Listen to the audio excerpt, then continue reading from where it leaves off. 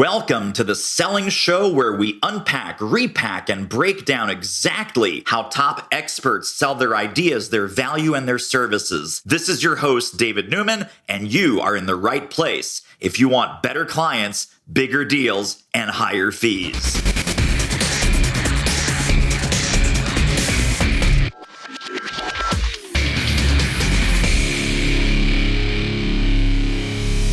You know, sometimes we have a one-time author on the program. Sometimes we have a two-time, three-time author, 2, 3 books. We have a major league superstar here with us, 33 books, a fantastic career in professional sports, a motivator, an inspirer, Mr. Dre Baldwin. Welcome to the show. David, I'm excited to be here. Thank you for having me on. So let's talk about your professional journey, because I know that fantastic background in collegiate sports that led to a professional sports career. And now, of course, what led you to the work that you're doing today. Walk us through that journey just very quickly. What were some of the highlights along the way? Sure. I'll give you the 2 to 3 minute version. It was far from spectacular, even though I appreciate it. It wasn't spectacular. I came from a Division III college, which is a level that's the third tier of college sports. So most professional athletes come from the Division I level. Then you got Division II, and then you got guys down in the basement, Division III. That's where I was at. So I played at that level after only playing 1 year of high school sports. Didn't have anybody knocking on my door to come play pro when I got out. So my first year out of school, David, I worked at Foot Locker as an assistant manager. And then I worked at Bally Total Fitness selling gym memberships.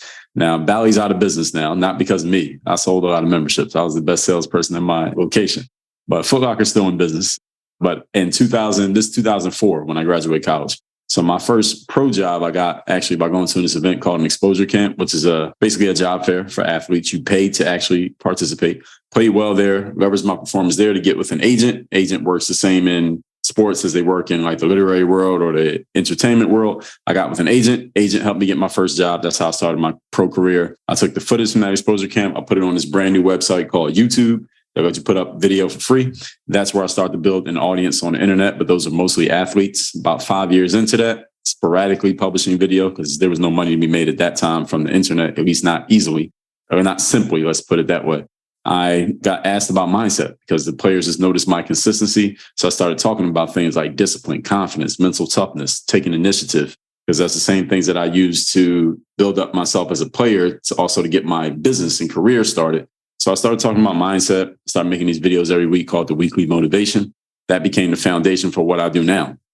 Then I start saying work on your game in a video. That led to people really liking that phrase. So then I just named my whole company after that. Everything I do is under that brand of work on your game. I stopped playing pro ball in 2015 and jumped into doing this stuff full time. So by that point, I had already been creating courses. I had already been making programs and selling products on the internet. And of course, I was an influencer, early influencer. So I was, making money from ad revenue, things like that. So then I just jumped into doing a lot of that stuff full time. So nowadays, my company's called Work on Your Game. Most of my audience are entrepreneurs, business owners, professionals, people who really, they understand the need for the mindset, but usually that's not the main thing they come for. Is really, they want to make more money in business. And they understand just making more money is not that simple. There are pieces to it. So whether that means they need a game plan, they need better systems, they need help with the mindset. Maybe they don't know what they want to sell, how they want to sell it, who they're going to sell it to. And I have a very eclectic audience of people because of my background in sports and then transitioning into business. So that's the long and short of how we got here. And I'm sure we'll fill in the blanks in this conversation. Yes. Just so we're clear, you started the YouTube channel when you were doing professional sports. Yes. Yeah. Right. Wow. So just going back to that time, YouTube was like fairly new, whatever that was, 2004, right. 2005, as you said. What appealed to you about that, or what made you want to get in on that? Great question, David. So it started because the exposure camp that I went to, when you go to those kind of events, you get two things. You get a scouting report written by a third party. So that's someone other than you saying that you're actually good. I needed that. And then you get footage from every game that you play in, because the way these camps work is you go there for 2 days and you play 2 games each day. So I have 4 games on tape. That's literally on tape. This is a VHS tape. So you remember those, David? I do. VHS. Okay, so all my footage was on a VHS tape. And those of you and millennials listening to this, if you don't know what that is, ask your parents or Google it, and you can find it. So I took that VHS tape and I took it to an audio visual store, because you remember the VHS tapes. You drop it, you lose it, it gets wet, you leave it in the sun, you lose your footage. So I took it there to see if they could put it on something that would be more sustainable. So they transferred it onto a data CD. And I put that CD in a desktop computer, because I had just heard of this website that said you could put as much footage up as you want for free, but you had to have it in digital format. So that's why I got the data CD and I put the footage on YouTube. I would love to say that I just had this brilliant plan. I was going to build a brand on the internet in 2005. That was not the plan. I just wanted a place to safe keep my footage, because I knew that VHS tape is very vulnerable. Anything can happen to it. So I was just putting it up for myself. So then people saw the footage. Random people saw the footage, because I just put it up publicly. And I wasn't expecting anybody to be looking for it, because who was looking for me in 2005? Nobody. But people saw the footage because there wasn't that much footage on the internet. So this is a basketball player who looks like he can play. So these players would just leave comments to say, hey, who taught you how to play? How often do you practice? Can you make another video about this? Can you make a video about dribbling? Can you make one about dunking? And I realized, or I figured, I go to the gym every day and work out anyway, David. This is what I was already doing. So I said, all right, why not just take my little camera, my cheap little $100 camera? Why not just take this with me to the gym every day and just film my workouts? Because the stuff that they're asking about, I'm already doing. So why not just film it, put it on the internet, and hey, maybe somebody will get some value out of it. Because when I saw the internet, David, around 2002, I saw where it was going. I knew it was for me. I knew that this is a place where I can publish myself and I can put my own thoughts and words out there and connect with people, because I always felt like I had something to share that was off the beaten path. I've always been that type of person, whether it was my thoughts, my words, or in basketball turned out to be my actions. So when I saw that opportunity on YouTube, I said, let me just put stuff out there and maybe something will happen. And again, I was only putting content up sporadically. This was like, I'll put a video up once a month. So it's not like I was doing this every day, 9 to 5. It was once a month I put a video on YouTube. It wasn't until 2009 that I started doing it on a consistent, like treating it like a business, because there was opportunity to make money from it and I started to build an audience. So it's not like I came out the gate with this brilliant plan. Yeah. Wow. Really, really amazing. You've also written 33 books. That's correct. How did you get into the book writing business? Well, first thing is I'm a writer before I was an athlete. All right. So my mother's an educator. I was always into reading and writing from a very young age. My sister's a college professor to this day. She's a year older than me. So I was always into the books from a very young. Parents always had books at home as a child. So I was blogging actually before I got on YouTube, but my blog didn't take off. I didn't get famous from blogging. I got more known from YouTubing, playing basketball than I did from blogging. So as I was building up this audience of ball players, I saw that self-publishing was becoming ubiquitous in the late 2000s. Yeah. And players were just asking about my story, because a lot of these players, they could relate to my background. Like I barely played in high school, played at a small college. Nobody was really checking for me to play pro, but I made it happen anyway. So these players could relate to me. And I like to say, for every one LeBron James, you got 1,000 Dre Baldwins, right? So they could appreciate LeBron, but they couldn't relate to LeBron, right? Because he was a star since he was a kid. I wasn't. So my first book was actually just a story called Buy a Game. And it was just about me just telling my story of how I came up as an athlete. And I didn't even put it on Amazon initially. I just wrote it as a PDF and just let people download it off my website. I remember when I went back to do the audio book about 5 years after the book first came out, David, and it was so poorly written. I was like, this book is terribly written, but nobody ever complained about it. They didn't complain about the typos or any of it, the quality of the writing, because they were so connected to me as audience members that it didn't matter. Right. And that's a big thing that I noticed. But that's the only book that I have that's a story. All the rest of them are more like self-help genre. But I saw self-publishing was becoming a thing. You could just go on Amazon, KDP, and put your books up. And that's where I started. And it started with me just writing books about the things that I was telling the athletes in my motivation videos. As I started doing the weekly motivation every Monday, that was just a 2 to 5 minute selfie video. I did that every week for 400 weeks in a row. That's how I laid the foundation for what I do now. Because all I was doing was talking about mindset things that these athletes, I knew they needed, or they were asking me directly. And because a lot of athletes, of course, they want to learn how to dribble, shoot, pass, jump, how to dunk, all of that. But I realized that a lot of their biggest challenges were mental. It was not physical. So that's when I started doing the weekly motivation, those mindset videos. And the stuff that I talk about to this day is based on the stuff that I was talking about in 2009 around mindset. So that's where it started with the books. Was just my first books were about discipline, confidence, mental toughness, personal initiative. I did a guidebook on how to play basketball overseas, like a reference book. And that's where it started. We interrupt this interview with an important announcement. If you're committed to better clients, bigger deals, and higher fees, get over to doitselling.com right now and grab a copy of my new book. That's the deal, kids. Grab a copy of the new book and then get all the bonuses, companion tools, trainings, and downloads at doitselling.com. Buy the book, get the bonuses. Buy the book, get the bonuses. Buy the book, get the bonuses. That's how it works. I'll see you over there. So because, Amazon has everything, I got to ask you, there is a Dre Baldwin title called How to Get More Females. That's mine. I know. How did you come to write? Just fun little side detour, and then we'll get to the real up-to-date current stuff. Yeah. How did you come to write How to Get More Females? The title of which, by the way, I love the directness of that title.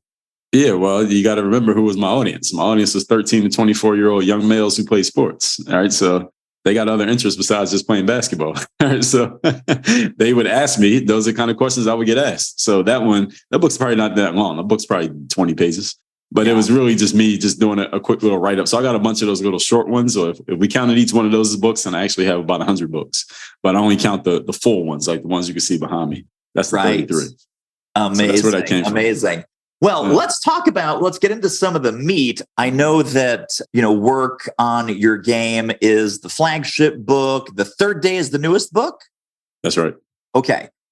Let's at least start with Work on Your Game, which, like you said, is the name of your company. I totally relate to that, by the way, because the name of my company is Do It Marketing. My first book was called Do It Marketing. And then so it's easy, right? Because you're the Work on Your Game guy. I'm the Do It Marketing guy. Tell us a little bit about some of the principles that you built the Work on Your Game book about. Which of those principles really resonate with your clients and audiences today? And just give us a little bit of the texture behind some of those pillar principles. Great. So Work on Your Game is based on 4 principles. My whole company is based on these 4 principles, and the book is about everything. So it's the discipline of showing up every day to do the work, confidence to put yourself out there boldly and authentically, mental toughness to keep showing up, doing the work, putting yourself out there, even when the success you've expected to achieve has yet to occur, and personal initiative to go make things happen instead of waiting for things to happen. Those 4 principles are what I use as an athlete, is what I still use as an entrepreneur. And as far as the principles that resonate the most, is probably the first 2 is discipline and confidence. Because most people, if they want to work on something internal and intangible, usually is confidence. People want to be more confident. They want to be better at performing. They want to present themselves in a more attractive way that draws attention from other people. And what a lot of people don't understand, but I emphasize, is that discipline creates confidence. Usually the most confident people are usually pretty disciplined individuals, and very disciplined people are usually very confident. And discipline is something that many people begrudgingly know that they need. So people will say to me, Dre, I know I need to be more disciplined. I want to be more confident, but I know I need to be more disciplined. I need to be more consistent. I need to be more productive at what I'm doing. So the discipline piece is the strongest piece, simply because so few people go seeking it out and wanting it.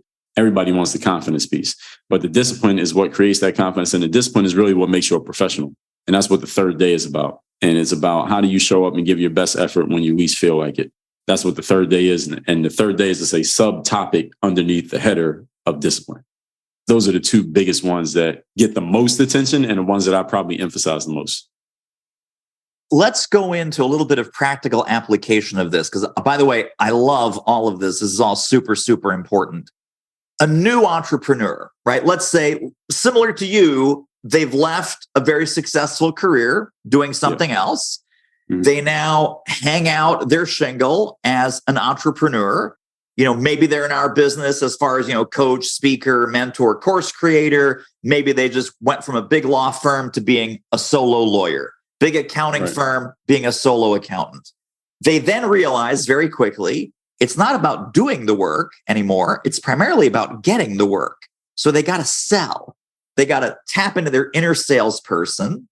And when you take a very accomplished, very successful professional and you say, okay, well, now you have a whole bunch of new responsibilities called marketing and sales and business development.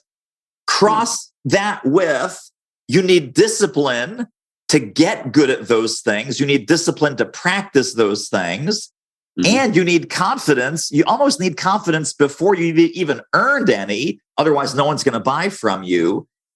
How do you bootstrap discipline? And then in a moment, how do you bootstrap confidence when you're coming from a different realm and maybe you have not exercised those muscles in the same way before? Great questions. So the first thing, something that you mentioned there, you got to go from doing the business to getting the business, right? And that's something that I tell entrepreneurs all the time. And a lot of entrepreneurs, especially those who come from the creative world, like this Web 2.0, is they spend a whole lot of time creating, not nearly enough time marketing, right? And this is why they get stuck in business, because they want to create stuff, but they don't think about how I'm going to make money from this. So I'm glad you brought that up, but you're the marketing guy, so it makes sense. Then as far as bootstrapping the discipline, it's really about putting the structure in place. Our structure creates discipline. Discipline creates confidence. So when you have the right structure in place, and the discipline is a byproduct of it. And a lot of people get that backwards, David. They think that if you're disciplined, then you can create a structure. When you actually need to do it the opposite direction. You need to get a structure. Once the structure is in place, as long as you follow your own structure, then discipline pops out of the bottom of the funnel, metaphorically speaking. So that structure is, what's your everyday going to be like? Like if you just hung up your own shingle, you went from working at a law firm to being a lawyer by yourself. What's your structure? All right. What time are you getting to work every day? What time are you getting to the office? Are you holding yourself accountable? Are you making those calls? Are you putting your ads up? Are you running your business like a business when you're the person in charge? Malcolm X said in his autobiography, every organization must have a boss. Even if you're the only person in the organization, you got to be the boss of yourself. So do you have that level of discipline over yourself that a boss would have over you? And if you're going to be your own boss and run your own business, at least you're starting out being the person. Maybe you end up with staff and all of that. But if you're the main person, you have to have that same accountability over with yourself that your previous boss at the place you used to work at used to have, or your coach had over you as an athlete, or your parents had over you as a kid, or your sergeant had over you when you were in the military. You got to give yourself that same level of respect. And then let's talk a little bit also about bootstrapping confidence. We sometimes feel like we're a fish out of water. So these folks that are just coming out of a corporate role or just, coming into an entrepreneurial role, they will say things, and I'm sure you've heard this from your clients also, but Dre, I'm not a salesperson. Dre, I don't have sales DNA. Dre, I don't want to be that guy or that gal. Selling doesn't fit my personality, and all this head trash comes out. Whereas what we need to do is kind of tap into their confidence that A, they can do this, and B, they can do it in a way that is organic and comfortable. How do we get that confidence piece so that they're open to the learning of the skills? It's a great question. And what I tell people about selling is everybody's a salesperson. I mean, we're all selling something every day. I mean, you get up and put on clothes, you're selling something. You brush your hair and put glasses on and put on a suit. You're selling something. Every day we're selling something. You brush your teeth in the morning, you're selling something. So you're either a good salesperson or you're a bad one, but there's no such thing as not being a salesperson. That is impossible. You cannot opt out of that game. So as far as the confidence, again, confidence comes from discipline. So if you have the structure in place, discipline comes out of that, and confidence comes from the discipline, because all confidence is a belief in your ability to do something. And your belief comes from the fact that you've actually done the work. If you are consistently doing the work, you've earned the right to be confident. And what people have to remember about confidence or understand about it is that confidence is like a membership. It's like your electric bill or your gym membership. It's not something you pay for one time. You have to pay over and over and over and over again.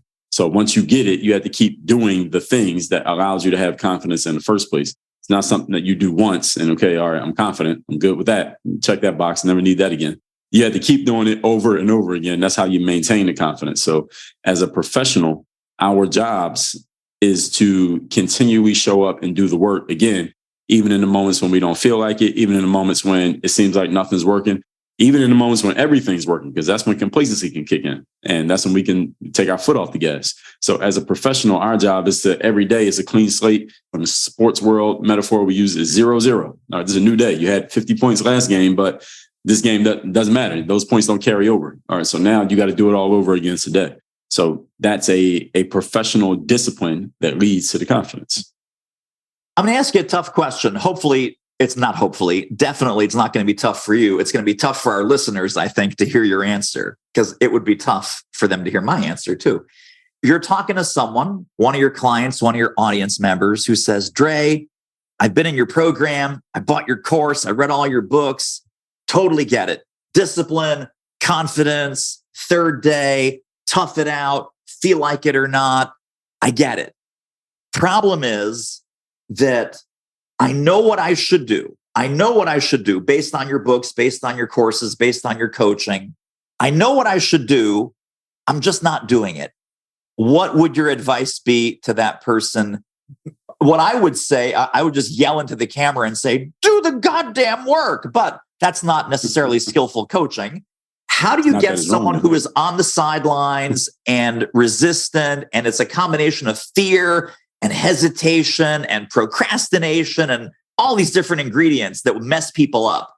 How do you get that person to unscrew up their mindset and start to really focus on the principles that you're recommending, which is the discipline and the confidence? So to summarize, Dre, I know what I should be doing. I'm just not doing it. Can you help me out? Sure, I can help them out. So first of all, your answer is not wrong. Your answer is right. You gave the short answer. I'll give the long answer. All right. So the long answer is anytime somebody knows what they want to do, but they're just not doing it, there are several reasons for it. Number one, maybe it's not your idea. All right. Somebody else gave you the idea to do it. So you're telling yourself you should do something. And usually shoulds come from the outside world, right? We see other people doing it. Somebody told us we should do it. Maybe it's something that was modeled to us by our parents or by society. So we're like, well, I guess I'm supposed to do that too. So then they feel like they have to do it, but you don't really want to. You have this internal resistance to something that externally you say you want. And this is where you get the conflict. So that's one reason that could be happening. Another reason is it's something that is not really your thing. It's not really the thing that you want to be doing, but you keep telling yourself you should. So this is the person who keeps trying to force themselves to, eat more healthy or drink more water or go to the gym a certain number of times a week, but you don't really want it. It's not really the thing that you want. But again, it's something that you have, for whatever reason, gotten into your head that this is where you're supposed to be, or it's a good idea. You think it's a good idea, or you think it's something you need to be doing. So you may have that internal resistance. And another thing is maybe you just don't have the tools. You don't have the tools to actually execute. So the reason that you're hesitating to execute is because you haven't made it simple. And the thing is, the thing about discipline is that it doesn't have to be a grind. If your discipline is a grind, then you're probably not going to stay disciplined for too long. You need to set discipline up to be easy. I call it doing your homework.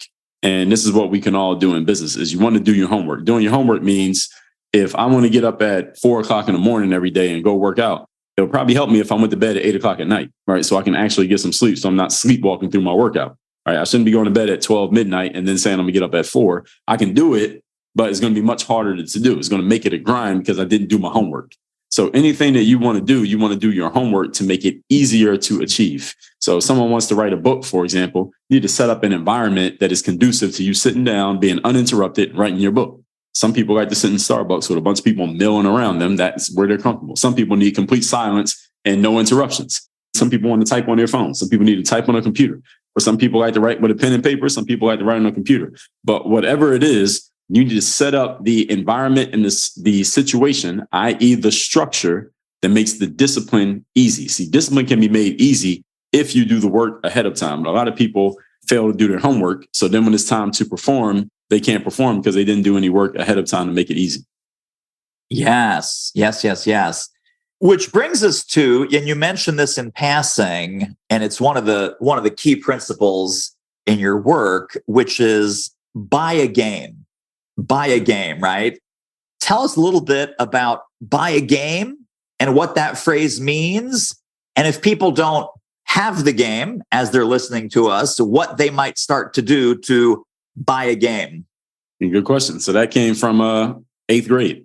I had a 14-year-old classmate named Brandon. He was the best player in my middle school. And we were just headed towards graduation of 8th grade. And we were going to different high schools. So he was the best player, basketball player. So I knew he would probably go wherever he was going. He was going to play varsity for 4 years. I was going to a different school. I didn't know if I was even going to make the team, and I barely did. Only played 1 year, high school ball. And I asked him right before graduation, hey, Brandon, give me some advice. What should I do to get better? And he told me 2 things. He said, number one, you can't play basketball scared, because usually when we would play at lunchtime, he said, you play scared. You can't play tentatively. And number 2, you need to buy a game, and buy like BUY, like to purchase a game. He said, Dre, you need to buy a game. I never heard anybody use that phrase before, but it was just a euphemism for get some skills. You have no skill. You can't dribble, you can't shoot, you can't pass. And he told me all this stuff. And he said it out of love. He was giving me constructive criticism, but he was right. And I took that advice and I've applied it over the last 20 plus years. And that's where work on your game came from. So the answer to the question, when you don't have any game, you don't have skills, you need to go work on your game and actually develop the skills that you lack. And the fastest way to develop those skills, well, one way is you can just go put your head down and do the hard work, which is what I did. And this is the 90s here coming into now. But if I knew then what I know now, and also if I had some resources, which I didn't have back then, if I had some resources, I would use my money. The fastest way to achieve an outcome is to use your money to invest in access and assets and information from people who already have it, instead of you trying to figure it out by yourself. Doing everything by yourself is the slowest and least efficient way to achieve any outcome. Fastest way is to use your money you are effectively buying time. If somebody hires you, David, they get access to information and insights that will help them achieve an outcome twice as fast. So if it would have took them a year, but you helped them do it in 6 months, whatever they paid you, they bought 6 months of time. So how much is that worth? And only each individual can answer that, but you need to know how much your time is worth. And this is something that I tell entrepreneurs all the time. You need to tell me, you need to know for yourself, let alone for me, how much is an hour of your time worth? Because when you know how much your time is worth, then it makes it easy to make valued decisions when it comes to using your money to invest in things. Yes. Oh my gosh, for sure. This is an area where, people will sometimes ask me, is there anything that you regret in my 20 years of entrepreneurship? The number one thing is not asking for help, not accepting help, even free help. I mean, let's not even talk about coaches and mentors, which I'm a huge believer in. People would come up to me, friends that, knew what was going on. And they would say to me after a networking meeting, or we'd have breakfast together, whatever, hey, David, how can I help you? How can I help? What do you need? What are you working on? And I don't know if it was ego or just plain old stupidity. My stock answer, Dre, was, no, I'm good. I'm good. I'm fine. I'm awesome. Thanks for asking. I don't need anything. And the truth was, I needed everything. I was broker than broke. I had no idea what I was doing. I had no marketing skills at this time that I'm talking about. I had no selling skills at this time. And friends who had connections, friends who could have made introductions, friends who could have been fantastic resources and mentors. I mean, again, let me be clear, not paid mentors, free mentorship, mentorship from places like SCORE, mentorship from places like the professional association that you might belong to for your industry, friend help, colleague help, wise people who have walked the path before you help. And I was like, no. Some combination of arrogance and complacency, and I don't know what else. We are professional helpers. Everyone listening to this show is a professional helper. Helpers are really great at giving the help, and we often suck at, number one, asking for help, and number two, even receiving help when it's being offered. What's your advice for smarten up and get the gosh darn help? Talk to us about that. Man, I've talked about that a lot. I've been talking about that a lot over the last year plus, even to my audience, because I talk to, just like you, talk to entrepreneurs every day. And a lot of them have this really bad idea of, I'm going to try to do it on my own. And I say to them, well, trying it on your own is what got you to the point that we're even talking about your challenge, right? We're talking about your challenge because doing it on your own got you to where it ain't working. All right. That's why you're talking to me. So obviously doing it on your own is not the answer here. And they know that. The challenge for a lot of people is it's either the fear of jumping in and investing with something. It's the hesitation of wanting to jump into something and, parting with their money. And there's also arrogance. And I heard a guy named Andrew Tate say this. He talked about being arrogance. And sometimes people are just too arrogant to admit that they actually need help.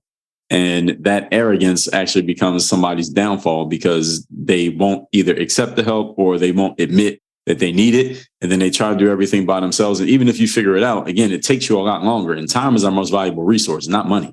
Yeah. Right? You can make money back. You cannot make time back. Once that day is gone, it's gone. So the biggest thing for entrepreneurs is understanding that the fastest way to move forward is through access to other human beings. In the era that we live in now, especially now, this is the collaboration era where everybody who's moving forward is collaborating with other people.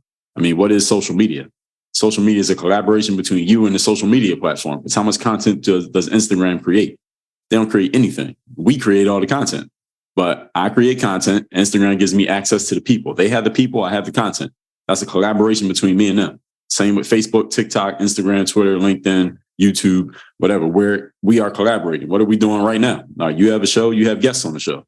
All right. So I present myself as a guest. I come on your show. We're collaborating. I get to share my message with your audience. You get to show your audience, hey, here's a cool person that you otherwise wouldn't have known about. That's a collaboration. So this is where business is going, everybody. So if you're still trying to do everything by yourself, you are literally living in the past. Amen. Amen times 10.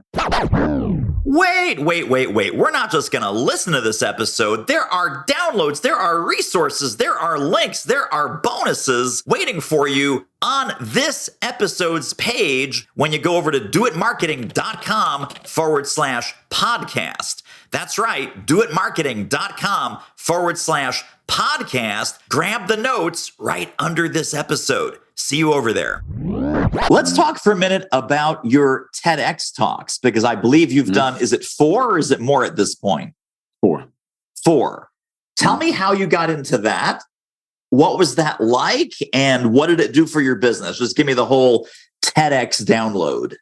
Yeah. So when I first wanted to get into, when I first was getting out of basketball, I was listening to Tim Ferriss's podcast. And he had a guy on there named Derek Sivers. Don't know if you're familiar with Derek. Oh, yes. Brilliant guy. I had him on the show as well. Okay. Yeah. Great guy. So Derek was, Tim's interviews are like 3 hours. So I listened to the whole interview. And at the end of the interview, Derek said, people can email me. And he said, I get a lot of emails, but I actually read every single email. So I actually emailed him. And he wrote me back. And I told him, hey, I've been reading your books. I'm a fan of your stuff. And I wasn't lying. I actually was a fan of his stuff. And I said, hey, I played pro basketball. I'm getting out of it. I want to get into professional speaking. Do you have any suggestions where I can get started? And he said, look up TEDx Talks. Just go to their website and put in where you live, and they'll show you a list of talks happening where you live. And then you can just apply, see if you can get on the stage at a TEDx talk. And I did that. And that's how I got my first TED Talk. That was in 2015. So I got my first TEDx in 2015. And it was on the concept of the third day. I didn't write the book till years later, but that was my first TED Talk, was the third day. Shortly after that, about 6 months later, I did another talk, How to Be Confident When You're Not. That was also down here in South Florida in Coral Gables. Then a month after that, I did another one in Las Vegas. That was Too Much Confidence Is Not Your Problem. And then about a year or two after that, I did another one in South Dakota, believe it or not. If you didn't make it, does that mean that it's over? That was what that one was about. I didn't know it was in South Dakota until after they sent me an email saying, congrats, you've been chosen. Because I was just applied to any talk that I saw. I didn't care where it was, because we got airplanes. So wherever I saw one, I was just applied. So I got chosen. They said, hey, it's in South Dakota. I said, all right, I'm coming to South Dakota. How about that? So that's how which one is your favorite, and which one kind of got the most traction? The same answer to both. That would be the second one. How to Be Confident When You're Not. That was at TEDx Coral Gables in Miami, and is my favorite. And it got the most traction for the same reasons, is because number one, they were very thorough. The curation team was very thorough in terms of like the practice and making sure that you had the talk down cold and making sure everything was perfect. You had to have the whole talk down like word for word. The event was in February. Before Christmas, December, you had to go through a whole dry run and do the whole talk without messing up, without looking at notes. So they were like very, very thorough in making sure everybody was on point, because they wanted to put together a very professional event. Because the tickets for their event were like $150 a piece. And they filled the place. It was thousands of people there. They filled it because they've been doing it for years. And the curators are all people who are influential in the community of Coral Gables, which is I don't know if you're familiar with South Florida, but Coral Gables is a very nice place. And yes. Miami. Yeah. So that one was the best for that reason. And also because they had a great audiovisual team. They hired an audiovisual company that's based down here in South Florida to do it. And the audio was perfect. The video was perfect. And that's really the biggest thing about a TED Talk. It's not the live event, because only the people in the room see the live event. It's the YouTube video that is the big thing. So is that video that came out after that most 99% of the people who see your TED Talk are people who weren't there when you gave it. That audio visual part was the biggest part. And also the topic. I mean, we also got to say the topic, because I used a lot of material from what ball players used to ask me on YouTube in the comments. Yeah. That was a lot of the source material for that talk. It was really just a good primer on my whole career up to that point, what that talk was about. So that's why. Really well done. Very, very nice. Well, let's talk about the third day. What is the concept? What's the metaphor of the third day? And then kind of give us some of the key messages, the key takeaways, because I want people to absolutely get the book. We'll talk about that a little bit later at the end. Talk about the third day and sort of what are some of the key principles from that concept?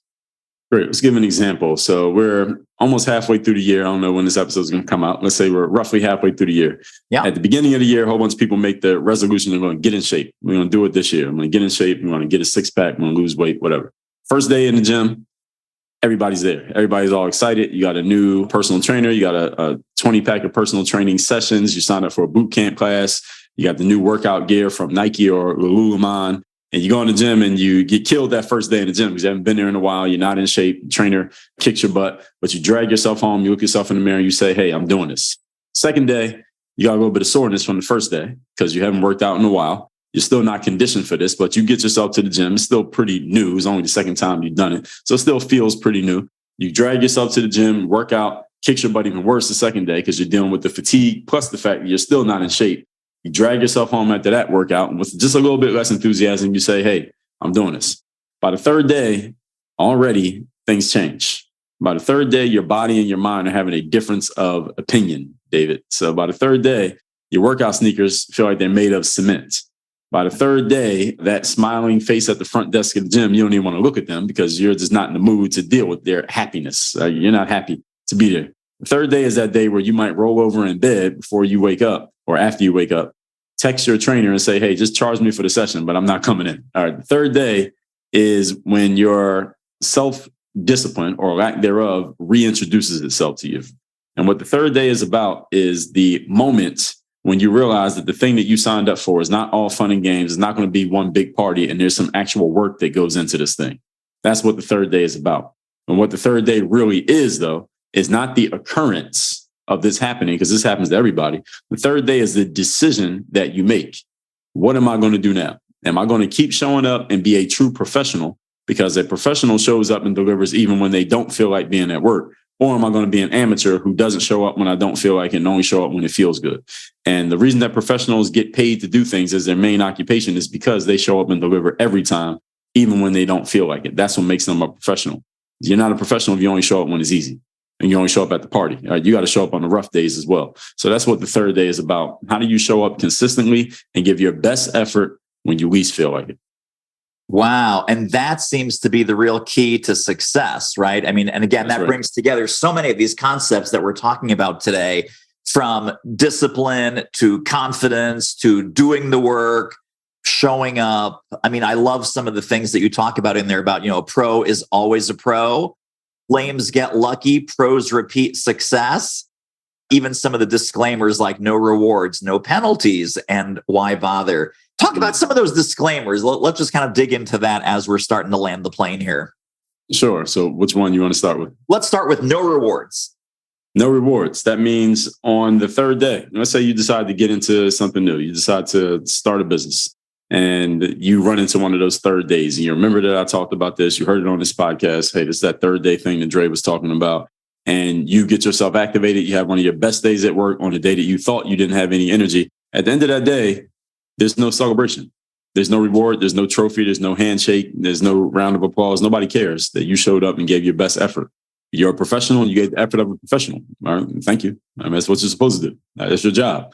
And we'll see you again tomorrow. We need you to do it again, and the next day, and the next day, and the next day after that. So there are no rewards and there's no celebration for showing up and giving your best effort. That's the disclaimer. And then similarly, we'll do the counterpoint to that, which is no penalties. What's that about? Right. So that same person, let's say across town, there's another person with the same job, same role, same length of time in business. They have that third day and they decide they're not going to show up. They decide they're going to half-ass it and not really go to work. They're going to be at work, but they're not really there. They're kind of just there in body, but not in spirit. They half-ass their way through the day, don't really give much effort. At the end of that workday, nothing happens to them either. All right, they don't get docked a day's pay. They don't get fired from the job. They don't get put on blast on Facebook. Nobody knows about it, and nobody cares that they didn't give their full effort. There's no immediate penalty for not showing up on the third day, the same way there is no immediate reward for showing up on the third day. And then the conclusion of all of this, why bother, is that your relationship to the third day will only become obvious when it's obvious. Meaning, however you're showing up on the third day will only be really visible to you and everybody else after you've accumulated so many of one type of day that you can't go back and undo it. That result is that result. Now, it doesn't mean you can't change things moving forward from that point, but it's not going to become obvious till it's obvious. So there's just that small accumulation every day, day by day, that is microscopic. You can't see the difference between the person who showed up and the person who didn't show up on Tuesday or Wednesday or Thursday. But as those days add up over the course of 6 months, over the course of 5 years, then you see the difference. That's when it becomes obvious. And it gets to the point that you couldn't even tell that person A and person B once used to be equals because there's such a big gap between them. Yeah, that's huge. That is huge, huge, huge. Well, Dre Baldwin, where can people go to get connected and stay connected to more of your brilliance? Talk about the book, talk about what links we're going to have in the show notes for people.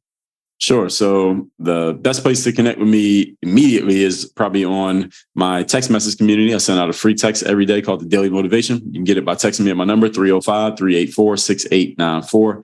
We'll have that in the show notes. I'm on all the social medias, probably most actively. I post everywhere at least once a day. Most actively on Instagram. Instagram is just my name, Dre Baldwin. You can get a copy of that book, The Third Day, for free. If you just go to thirddaybook.com, the book is free, physical book. All you had to do is cover the shipping to the USA. This is $9.95. And we'll send you a free copy of that book. And that's a sales funnel. So I got 33 books. We'll offer you about 15 books in that funnel, but you can buy as many as you want. All right, thirddaybook.com. And I'm on all the other social media platforms. So whichever one you like, LinkedIn, YouTube, Twitter, TikTok, Facebook, Instagram. I'm on all of them. Just look my name up. I'm easy to find. All my profiles are public. All right. Wow. So inspiring. So many value bombs. Dre, thank you for being with us. Totally awesome to talk to you. No, I appreciate the opportunity, David. Thank you for having me on. And that wraps up another episode of The Selling Show. Hey, tell you what, if you like us, rate us and review us on Apple Podcasts, subscribe, tell a friend, go grab the notes and downloads and extras at thesellingshow.com. See you next time.